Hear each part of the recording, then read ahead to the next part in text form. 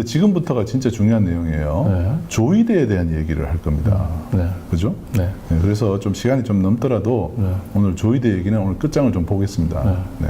방금 보셨지만은 이제 언론들이 거의 생불로 띄웠고 민주당에서도 아주 적임자라고 평가를 했었던 이 조이대 이 대법원장 후보자는 아주 중요한 대법원장으로서의 결격 사유를 가지고 있었습니다. 네. 조이대가 대법원장으로 임명될 당시에는 삼성이라고 하는 거대 재벌과 결탁된 부패 범죄자로 고발이 돼서 정확하게 대법원의 피의자로 그 사건, 재항고 사건이 계류 중이었습니다. 네. 결국 조이대가 대법원장이 되게 되면 대법관들은 대법원장에 대한 이 비리 부패 범죄에 대한 재항고를 받아들일지 말지를 결정해야 되는 그런 상황에 이제 놓이게 됐던 거지요. 네. 예. 당시에 그 이재용 상고심 때 있죠. 네. 그때 삼성 이재용 상고심 때 그 시민단체에서 네. 삼성 법무팀장과 연수원 동기인 조이대 대법관을 배제해달라는 요청을 그만큼 했었습니다. 시민단체에서는 이제 조이대 이 대법원장과 삼성의 유착에 대해서 우려를 많이 했던 거예요. 네, 이걸 민주당이 너무 간과했던 겁니다. 그렇죠. 저희 삼성 법무팀장은 바로 연수원 동기 김상균 전 판사가 삼성 법무팀장으로 가 있었습니다. 생불 이면에 이제 이런 삼성과 유착된 이 비리 범죄자 의 흔적이 묻어 있었던 겁니다. 자, 여기 한번 두 사람만 비교해 보겠습니다. 네. 조이대, 김상균 두 사람 보시면 네. 네. 대구 경북고등학교 조이대가 2년 선배네요. 네. 그죠? 그리고 그렇죠. 서울대 법대도 2년 선배입니다. 그리고 사실 기수는 같아요. 그렇죠. 23회. 23회. 네, 연수원 동기고요. 네. 나이는 1살 차이. 그렇죠. 이 정도면은 고등학교 같이 다닌 거잖아요. 그렇죠. 1학년, 3학년. 네. 그리고 연수원도 같이 동기고. 동기고. 네. 고향도 DK고. 네. 이런 경우가 네. 이상하지 않습니까? 네. 이렇게 되면. 자, 그래서 보시면은 경북고등학교, 그 다음에 사시도, 예. 그리고 대법관일 때 삼성전자 법무팀장을 이 사람이 그렇죠. 딱 맡게 됩니다. 맞춰서. 김상균 팀장은 마침 조이대 맞춤형 예. 법무팀장. 시기가 일치하지 않습니까?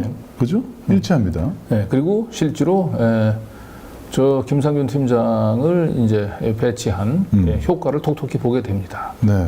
결국 삼성이 1,000억대 부동산 소송에서 대법원에서 깨지고도 다시 이걸 뒤집어 엎는 기적을 만들어냅니다. 네. 그 기적을 만들어내는 주심 대법관에 우리 조이대 대법관이 이름을 올린 겁니다. 자, 대법원장이. 네. 자, 요거는 이제 강진구 기자님 좀 설명을. 네. 예, 지금서부터 이제 1,000억대 소송, 삼성을 위해서 조이대 대법원장이 어떻게 손을 썼는지를 설명을 드릴 텐데요. 여러분 잘 아시는 그 박희택 변호사가 대치동에 이제 빌딩을 하나 가지고 있었고요. 이걸 삼성 메디슨에다가 이제 매각을 하려고 했습니다. 총 920억의 이제 매매 계약을 체결했는데 잔금으로 40억밖에 계약금으로 40억 주고 잔금을 주질 않았어요. 네. 예, 그런데 거꾸로 삼성이 저 박희택 변호사한테 계약 파기의 책임을 뒤집어 씌워가지고 결국은 저 대치동 그 빌딩을 이제 공매에 넣어가지고 저걸 삼성 메디슨이 그대로 삼킵니다. 예. 굉장히 이 박희택 변호사 입장에서는 억울한데 결국 이게 소송으로 이제 번졌는데 결국 박희택 변호사가 1심, 2심에서 졌는데 네. 마지막 대법원에서 힘들게 1, 2심 패소를 뒤집고 삼성 상대로 승소를 합니다. 네. 이게 그 당시에 이제 조선일보 기사입니다. 박희택 변호사. 삼성 메디슨이 소유권 관련 소송에서 패소했다. 네. 자, 그리고 대법원에서 일단 승소를 하게 되면 끝난 거잖아요. 네. 그런데 이제 대법원에서 파기환송을 한 겁니다. 지금처럼. 자, 지금처럼 파기환송했어요. 그리고 파기환송을 하고 새로운 증거가 제출되지 않으면 파기환송심 재판부는 그냥 대법원의 결정을 그대로 따라가야 됩니다. 네. 그런데 파기환송심이 대법원의 결정을 뒤엎고 삼성의 손을 들어준 거예요. 와. 네. 그래가지고 다시 이 재상고심으로 이제 올라갔는데 네. 이 재상고심에서 사실상 박기택 변호사는 그렇게 이건 어려운 사건이 아니라 그랬어요. 왜냐하면 명백히 우리 이제 민사 소송법에 따르게 되면 대법원에서 내린 결정은 하급심을 다 기속을 하거든요. 네. 그러니까 다른 따라가야 결정이 된다는 없는 거라는 결국 그 민사소송법 조항을 위반을 했기 때문에 이 부분들을 가지고 다퉈 주십시오라고 얘기를 했는데 웬일 그 상고 이유를 살펴보지 않고 마치 지엽적인 사실관계를 가지고 다툰 것처럼 상고 이유를 조작을 합니다. 대법관들이. 이번에 했던 것처럼. 네. 네. 그래서 결국은 대법원은 재상고심에서 지지요. 박기택 변호사가 삼성이 이깁니다.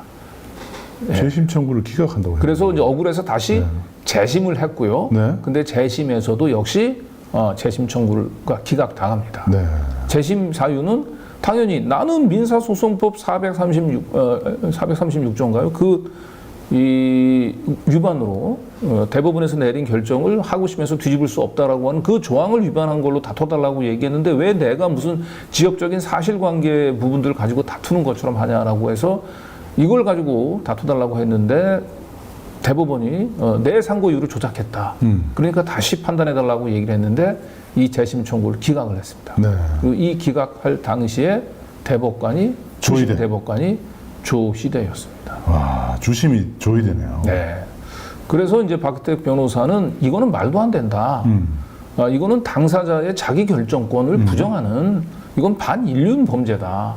아니 내가 그래도 변호사식이나 된 사람인데 그냥 일반인도 아니고 변호사식이 된 사람이 자기가 낸 상고 이유를 당사자 의사를 무시하고 대법원이 너는 미숙해 보이니까 네가 낸 상고 이유가 아니고 우리가 볼 때는 이 상고 이유는 이거야. 자기가 주장도 하지 않은 상고 이유를 자의적으로 대법관들이 만들어내서 그 상고 이유를 비춰보면 상고 이유가 없다. 그래서 기각을 해버린 겁니다. 네. 예. 이런 말도 안 되는 이것은 범죄예요, 범죄. 그래서 박기택 변호사가 이제 억울해서 이 당시에 대법관들을 검찰에 고발을 했고, 근데 검찰에서 다시 불기소해서 결국 재정 신청을 해서 대법원까지 결국은 올라갔던 겁니다. 네. 자, 그런데 중요한 건 대법원까지 올라갔고 이 사건이 무려 전직 대법관들이 8명이 관련돼, 4명인가요? 네, 관련돼 있는 엄청난 사건이에요. 네. 그래서 검찰 불기소 그다음에 고등법원에서 재정 신청 기각은 신속하게 됐단 말이에요. 근데 이게 대법원에 올라갔는데 대법원에서는 이 사건을 굉장히 심각하게 본 거예요. 그래서 무려 1년 반 동안 결정을 못 내렸습니다. 이때 이 결정을 이 사건의 주심 대법관이 누구냐? 이번에 소수 의견, 반대 의견을 냈던 이훈구 대법관입니다. 네. 그래서 이훈구 대법관이 굉장히 저는 양심적인 대법관이라고 보는 겁니다. 네. 저 웬만하면 그 법적 카르텔, 기득권 카르텔에 물들어져 있는 대법관이었다면 저 사건은 그냥 보나마나 올라오자마자 바로 그냥 기각해 버렸을 거예요. 그런데 이훈구 대법관이 살펴보니까 너무나 기가 막히잖아요. 네. 아무리 전직 대법관이라 하더라도. 그래서 이걸 자기가 1년 반 동안 고민을 하고 결정을 안 내리고 가지고 있었던 겁니다. 그러는 사이에 이미 옷 벗고 퇴임했었던 조희대가 이제는 대법원장으로 온 거예요. 네. 그러니까 이훈구 대법관이 얼마나 고민이 됐겠습니까? 네. 이게 그렇게 된 사례죠. 그렇죠. 여기 보시면 이 대법원 사건 검색 사이트 보시면 네. 피의자 조희대라고 돼 있습니다. 돼 있어요. 이게 2022년 5월 달에 접수된 사건인데 네. 조희대가 대법원장으로 지명된 게 2022년 11월이잖아요. 네. 그러니까 1년 반. 그 1년 반 동안을 결정을 안 내리고 가지고 있었던 거예요. 이훈구 대법관이 그만큼 사실은 좀 제가 볼 때는 양심적인 대법관이었던 거예요. 근데 조희대 대법원장 입장에서는 이훈구 재판관이 굉장히 불편한 입장이거든요. 불편한 입장이었던 거죠. 네. 그리고 이런 상태로 이 사건이 털어지지 않은 상태로 조희대가 대법원장이 되면 말도 안 되는 상황이 벌어지는 거예요. 대법관들이 이 대법원장을 날리는 이 사건을 결정을 하게 돼 있는 거예요. 네. 근데 법 논리상으로 보게 되면 조금 말도 안 되게 상고 이유를 조작한 거거든요. 당사자가 주장하지도 않은 상고 이유를. 그 삼성을 위해서 사실상 그 당사자의 의사를 당사자가 하지 않은 상고 이유를 조작을 해가지고 예. 거의 이번에하고 뭐 비슷해요. 조작해가지고 삼성의 편을 들어준 거예요. 이건 명백히 판결문 권력을 남은 직권남용이거든요. 네. 자, 그래서 그때 인사청문회 때 뉴탐사에서 이 부분을 굉장히 이런 사실을 좀 알리고 또 특히 그 인사청문회 준비팀까지 찾아가서 이 사실을 알고 있냐 그걸 물어봤죠. 네. 그래서 이게 인사청문회가 이제 12월 5일서부터 시작이 됐고요. 저희는 그 4일인 12월 1일 날 조희대 대법원장 인사청문회 팀을 직접 찾아가서 이 말도 안 되는 부패 범죄로 관련해서 그 입장을 좀 물어봤습니다. 네. 보시죠. 네. 상고 이유를 내가 이런 걸로 다퉈주세요라고 상고 이유를 했다면 그 상고 이유에 기초해서 당부를 판단해야 되지 않습니까? 그런데 당사자는 삼성 메디슨 부동산 사건 관련해서 대법원에서 한 번 내린 판단을 하급심에서 고등법원에서 뒤집었단 말이에요. 근데 이거는 명백히 436조 2항 위반이다 라고 하는 것을 주된 상고 이유로 제기를 했는데 정작 그 당시 우리 조희대 후보자 주심 대법관께서는 물론 이게 재심 사건이긴 합니다. 원래 재상고심에서도 마찬가지였지만 상고 이유를 쭉쭉쭉 설시하면서 첫째, 둘째, 셋째 설시하면서 그 상고 이유 어디에도 민사소송법 436조 2항 위반이라고 하는 당사자의 상고 이유를 포함시키지 않으셨어요. 거기서 그냥 기타 사유를 기타 사실심의 전권에 속하는 사항의 판단에 대한 불만을 지적하는 것이라고 얘기를 하면서 뭐 잘 알다시피 뭐 대법원은 법률심 판단이기 때문에 사실심과 관련된 판단에 대해서 다투는 부분들을 지각한다 이렇게 했단 말이에요. 그러면 민사소송법 436조 2항 위반을 당사자는 주장했는데 그걸 사실심에 관한 판단에 대한 불만으로 상고이유를 이렇게 변경해서 탓한다면은 기본적으로 우리 법원에 있어서 당사자가 자기 의사에 따라서 상고한 부분들을 대법관이 자의적으로 변경해서 판단한다면 어떻게 공정한 이 판단을 기대할 수가 있겠습니까?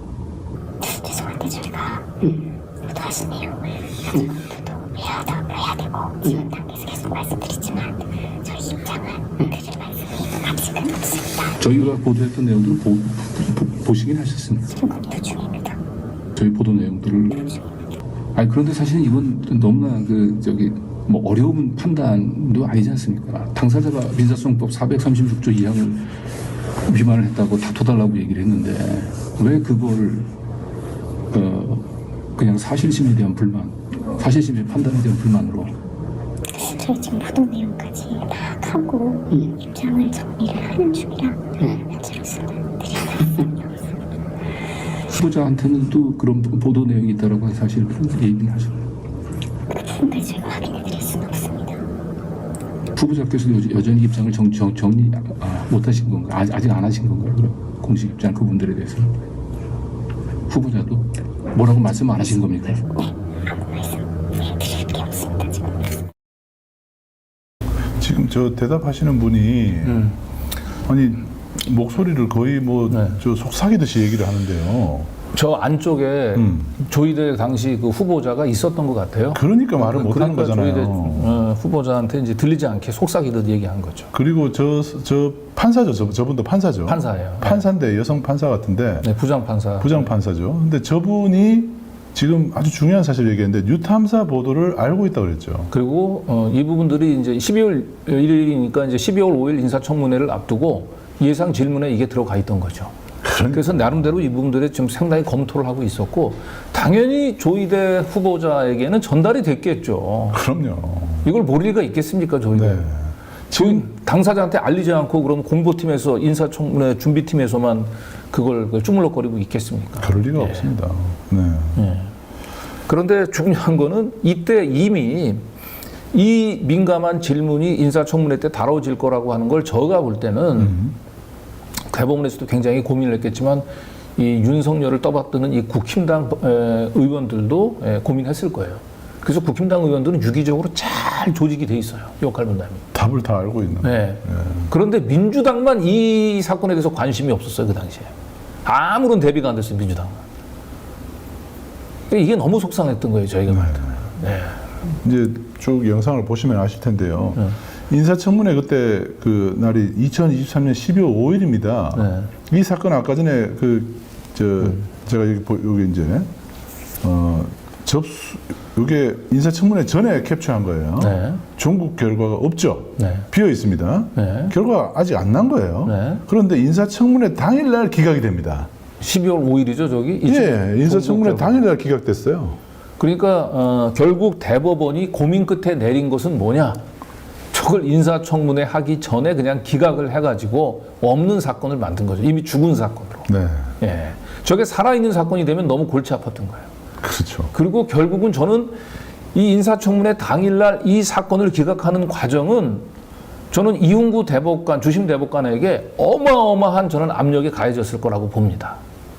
그래서 저는 이걸 조이대가 이미 뭐 사실상 민주당에서도 뭐 거의 생불, 언론에도 생불로 띄우고 민주당도 뭐 그냥 다 그냥 통과시켜줄 분위기인데 이미 대법원장 된 거나 다름없는데 그 대법원장 된 거나 다름없는 사람의 사건을 이훈구 대법관이, 주심 대법관이 가지고 이걸 안 풀어주면 국회에서 맹공을 당할 거 아닙니까? 그렇죠. 그리고 대법원장이 이제 인사청문회 통과돼서 대법원장이 임명되고 난 뒤에 현직 대법원장의 비리 사건을 대법관들이 결정해야 되는 이런 난감한 상황이 발생할 수밖에 없잖아요.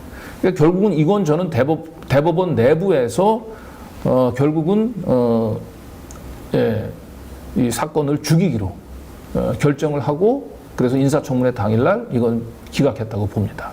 이거는 명백히 그래서 그 중심에 저는 조희대 후보자가 있었다고 보고요. 거의 대법원장 뭐 임명될 게 자명하니까. 결국 그런 조희대 후보자가 직접 명령을 했건 아니면 조희대 후보자의 눈치를 봐서 알아서 기각을 했건 이건 정상적인 기각이 아닙니다. 명백한 저는 이건 직권남용으로 봅니다. 인사청문회 당일날 사건을 기각하는 네. 이런 대법원의 행태 네. 반드시 훗날에 네. 특검을 통해서라도 이거는 이 처벌을 규명을 해야 될 거라고 봅니다.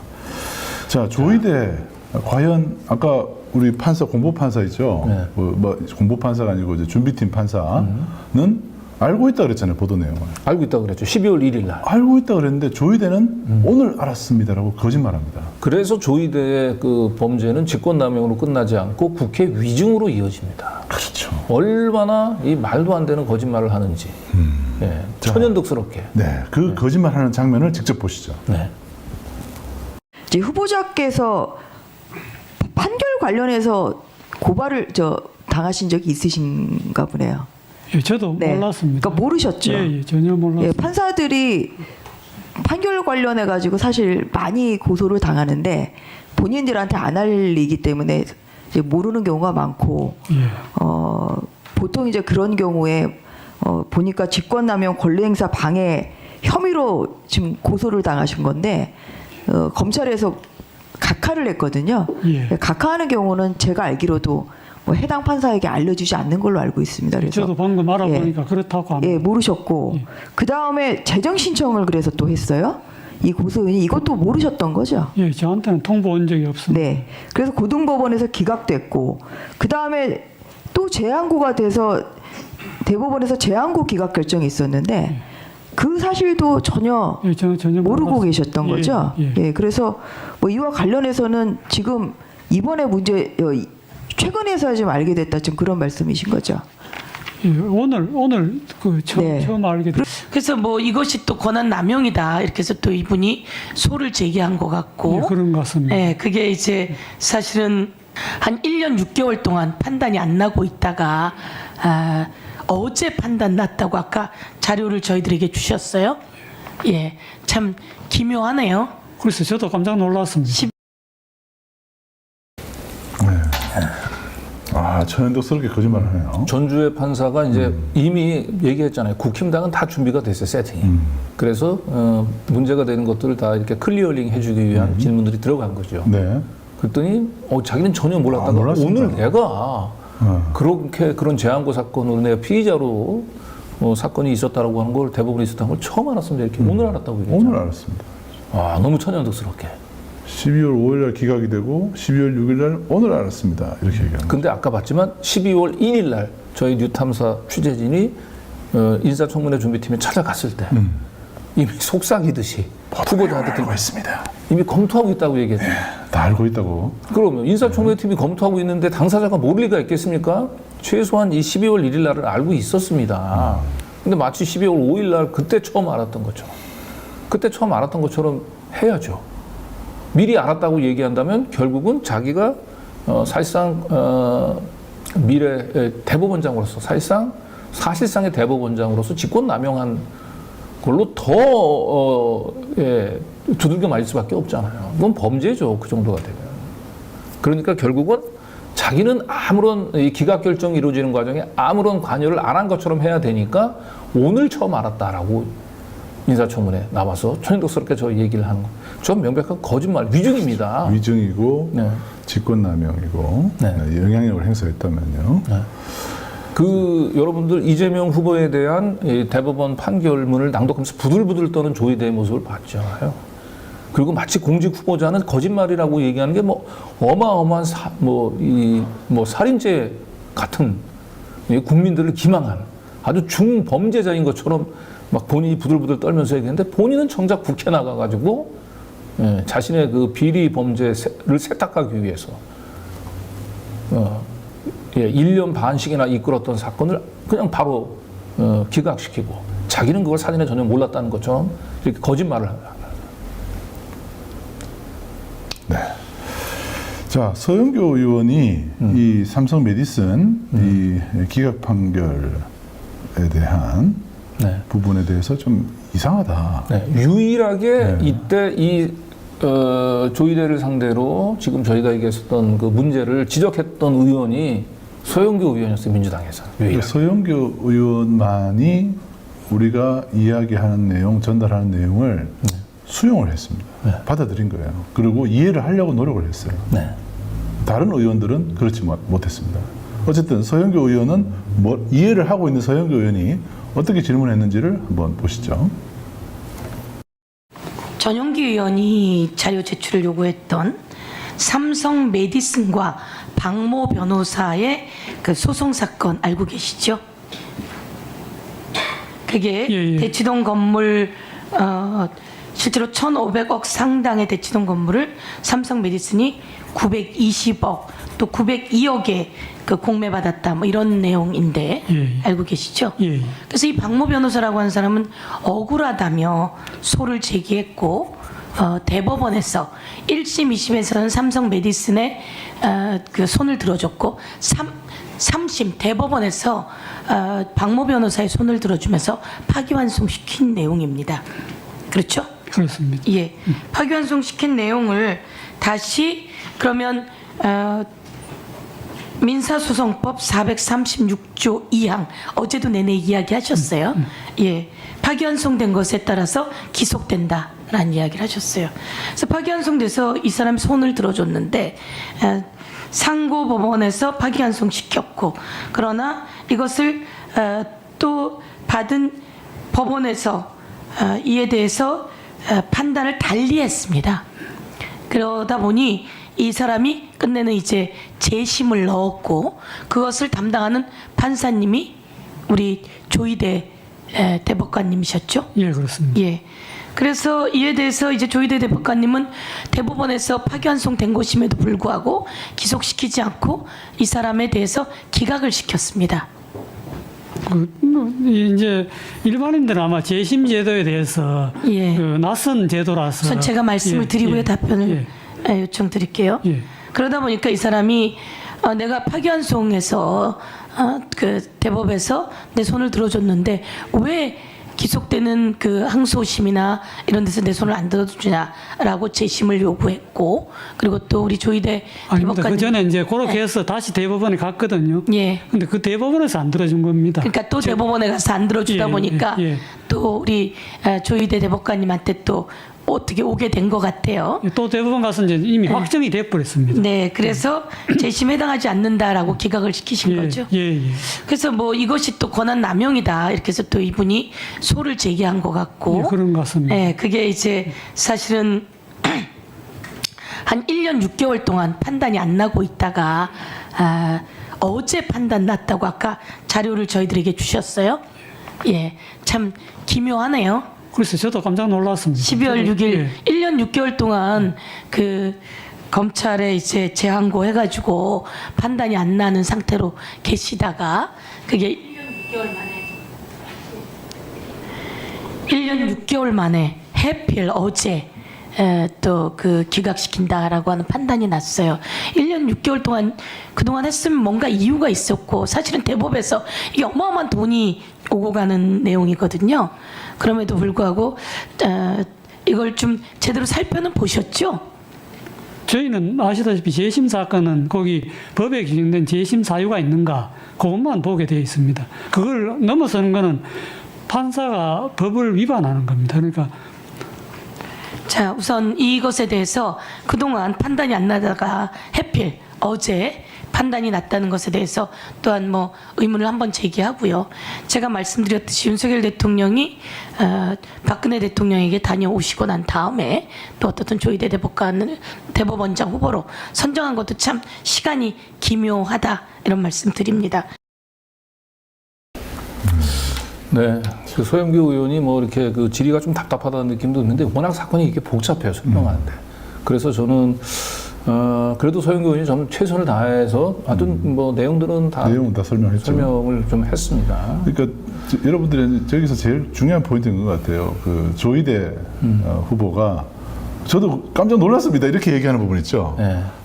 그 부분에서 진짜 야 너무하다 싶은 거죠. 네, 그리고 재심을 자기가 인용한 사건은 오랫동안 기억이 남지만 재심을 기각을 했어요. 네. 그러면 대법관이 그 자기 그 재임 중에 5년, 6년인가요? 예, 있는 동안에 다뤘던 사건이 수천 건 뭐 됩니다. 기억이 날 리가 없어요. 네. 바로 오늘 그걸 자기가 알았다면. 근데 설명하니까 다 알고 있잖아요. 그리고 자기가 왜 이 사건이 재심 사건인데 이건 재심 사유가 되지 않았는지 부분들까지 정확히 알고 있는 거예요. 답변 다 준비한 것 같지 사례를 다 않습니까? 준비하고 있는 거죠. 근데 오늘 알았습니다 하면서 막 헛웃음을 짓잖아요. 네. 그런데 애당초에 재상고 기각이나 재심이나 똑같습니다. 명확하게 당사자가 민사소송법 436조 2항 위반을 주장했는데 그 부분들에 대해서 대법관들이 아예 판단을 안 했단 말이에요. 똑같아요. 재상고심 기각된 거나 재심 기각된 거나.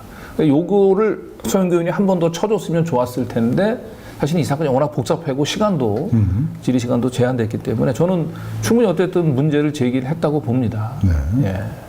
그래서 지금 그 당시엔 저기 얼렁뚱땅 넘어갔는데 지금이라도 민주당 저거는 강하게 문제를 지적해야 돼요. 네.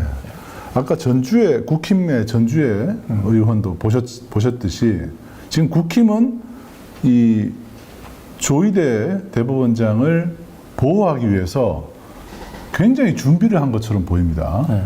그리고 정점식 의원, 검사 출신이죠. 네. 이 정점식 의원이 질문한 거 들어보시면 국힘은 철저한 준비를 했다는 것을 알 수 있습니다. 같이 한번 보시죠. 지금 후보자에 대한 그 대법원의 계류 중인 소송이 있다라고 이제 지적을 하시면서 그 관련해서 재항고장을 제출하라라고 하는 취지인데 그 사건이 결국 후보자가 담당했던 재심 사건에 대해서 재심 피고 측이 대법관 4명이 상고 이유서를 조작했다라고 해서 형사 고소를 하고 검찰에서 불기소 처분을 하니까 재정 신청을 한 사건입니다.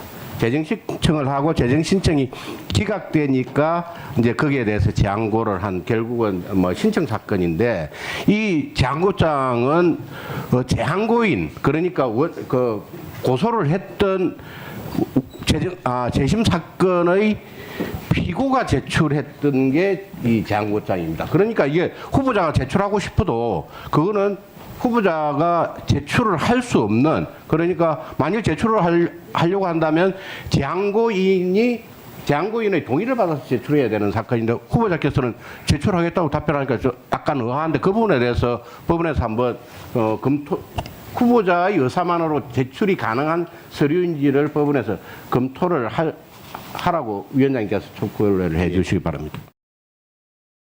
저거는 조의대 그 인사청문회 준비팀이 아니면 알 수 없는 내용들을 미리 사전에 그러니까 쫙 다 짜여져 있잖아요. 팀플레이를 하잖아요. 국힘당은. 그러니까요. 예, 민주당은 유일하게 서영구 의원도 사실 그날 당일날 이 내용들을 잘 파악을 못 해가지고 제가 자료를 드리고 그래도 순발력 있게 잘 이제 질의를 했는데 그 나머지 민주당 의원들은 박기택 의원님 근 한 달 전서부터 자료를 보내서 이거 제발 좀 자료를 좀 질의를 좀 해달라고. 그리고 정 자신 없으면 우리 박기택 변호사를 참고인으로 부르면 되잖아요. 그렇죠. 참고인으로 불러서 지금 그 관련된 자료 제출 요청하니까 지금 정정식이 뻔뻔하게 뭐하라고 얘기합니까? 이 재항고를 고소했던 그 고소인의 의사를 물어보지 않고는 자료 요청할 수 없다. 제출할 수 없다. 이 핑계를 대잖아요. 이때 박기택 변호사님이 참고인으로만 있었어도 그럼 박기택 난 동의한다. 라고 얘기하면 꼼짝없이 자료를 내놔야 되는 거잖아요. 그래서 결국은 이때는 민주당은 이제 사실상 조의대는 통과시켜 주려고 이미 결론을 내고 마음을 먹고 인사청문회를 그냥 건성건성한 거죠, 사실.